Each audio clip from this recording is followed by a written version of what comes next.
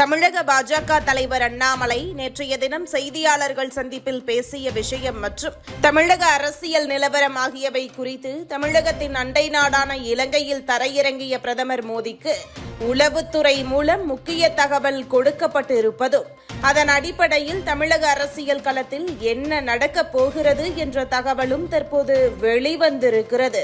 அண்ணாமலை நேற்றைய தினம் கோவையில் செய்தியாளர்களை சந்தித்தார். அப்போது எளிதில் சாமானிய மக்களும் புரிந்து கொள்ளும்படி வகுப்பு விஷயத்தை மையமாக கொண்டு விளக்கம் கொடுத்தார்.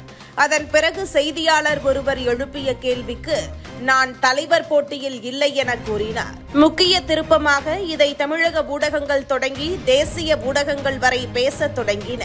ஆனால் இதன் முழுமையான பேச்சின் சாராம்சத்தை பலரும் புரிந்து கொள்ளவில்லை.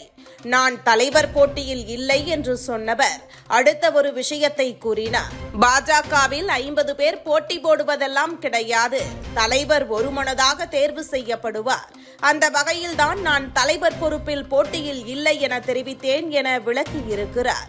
இதை பலரும் அறிந்து கொள்ளவில்லை. இந்த சூழலில்தான் தமிழக அரசியல் நிலவரம் குறித்து அண்ணாமலை பேசிய விஷயம் தமிழகத்தில் உள்ள முக்கிய உளவுத்துறை அதிகாரி மூலம் பிரதமர் அலுவலகம் கவனத்திற்கு சென்றது.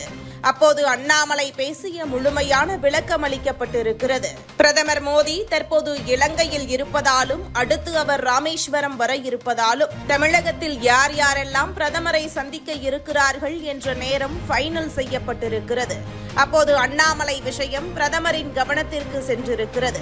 அதில் அண்ணாமலை பேசிய பேச்சுக்களை தமிழக ஊடகங்கள் தெளிவாக திசை திருப்புகின்றனர்.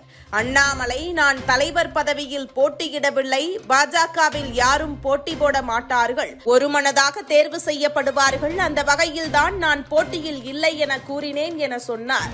இதில் அண்ணாமலை பேசிய முதல் வார்த்தையை மட்டுமே ஊடகங்கள் முன்னிலைப்படுத்துகின்றனர் என தெரிவிக்கப்பட்டிருக்கிறது.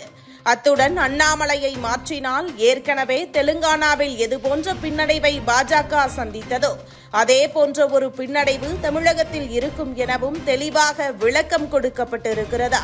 தமிழகம் வரும் பிரதமர் மோடியை வரவேற்க அண்ணாமலை மதுரை சென்று அங்கிருந்து கார் மூலம் ராமேஸ்வரம் சென்று பிரதமரின் வருகைக்கான ஏற்பாடுகளை கவனிக்கிறார். பின்னர் மதுரையில் தங்குகிறார். பிரதமர் மோடியை அவர் நாளை சந்திக்க இருக்கிறார். அப்போது தனது தரப்பு விஷயங்களை அண்ணாமலை பிரதமரிடம் நேரடியாக விளக்கமாக கொடுக்கிறார்.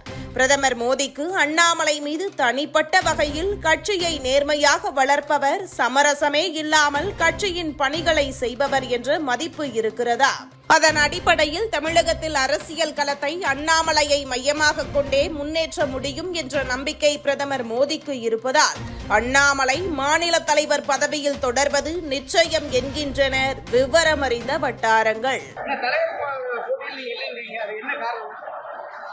இந்த தலைவர்கள் யாரும் போட்டி போடுவதில்லைனே. பாரதிய ஜனதா கட்சியில் தலைவர்களுக்கு போட்டி எல்லாம் கிடையாது. எல்லாரும் சேர்ந்து ஒரு தலைவரை தேர்ந்தெடுப்போம், அவ்வளோதான். இதில் போட்டி எங்கே வந்துச்சு? அதனால தான் தலைவர் போட்டியில் நான் இல்லைன்னு சொன்னேன். தலைவருக்கு மற்ற கட்சி மாதிரி 50 பேர் போய் 50 பேர் போய் தலைவர் கட்சிக்காக நாமினேஷன் கொடுத்து அது ஓட்டெடுப்பு நடத்தி அப்படிலாம் கிடையாதுங்க. எல்லோரும் சேர்ந்து ஏக மனதோடு ஒரு மனதோடு ஒரு தலைவரை தேர்ந்தெடுப்போம். அப்போ போட்டி எங்கிருந்து வருதுங்கண்ணா? தோட்டத்துக்கு போயிடறோம் மேடம். நீங்கள் ஜேர்னலிஸ்டா? ஐயோ வேண்டாம். ஆமாம். ஏன் தலைவா என்ன மரியாதை கொடுக்க மாட்டீங்களா? நீங்கள் அதுக்குள்ளே மறந்துடுவீங்களா? ஒரு விவசாயியோட பையனாக இருப்பேன், மறந்துடுவீங்களா? என்னுடைய பணி ஒரு தொண்டனாக எப்பொழுதும் தொடருங்கண்ணா. கரப்ஷனுக்கு எதிராக வந்தவன் நான். அதில் சமரசம் கிடையாது. யாராக இருந்தாலும் சமரசம் இல்லை. ஒரு நாள் இல்லைன்னா ஒரு நாள் தமிழ்நாட்டில் நல்ல ஒரு ஆட்சியை கொண்டு வருவதற்கான முயற்சி தொடரும். இந்த நேரத்தில் தேசிய கட்சியாக இருக்கிறோம், பல விஷயத்தை பார்க்கணும். 2026 தேர்தல் தமிழ்நாட்டுக்கு முக்கியம், மக்களுக்கு முக்கியம்.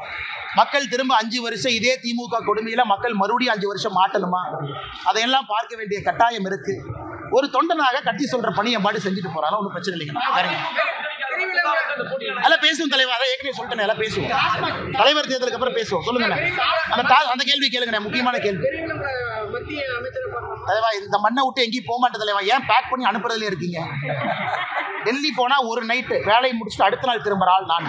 அதனால எதுவும் கவலைப்படாதீங்கன்னா இங்கதான் உங்க முன்னாடி சுத்திட்டு இருக்கேன். இதுபோன்ற முக்கிய நிகழ்வுகள், அரசியல் தகவல்களை ஆழமாக மாறுபட்ட கோணத்திலும் அறிந்து கொள்ள மறக்காமல் உங்கள் TNS24 டிஜிட்டல் பக்கத்தை பின்பற்றிக் கொள்ளவும். உங்கள் ஒவ்வொரு ஆதரவும் இதுபோன்ற பல நிகழ்வுகளின் பின்னணியை அறிய உதவும்.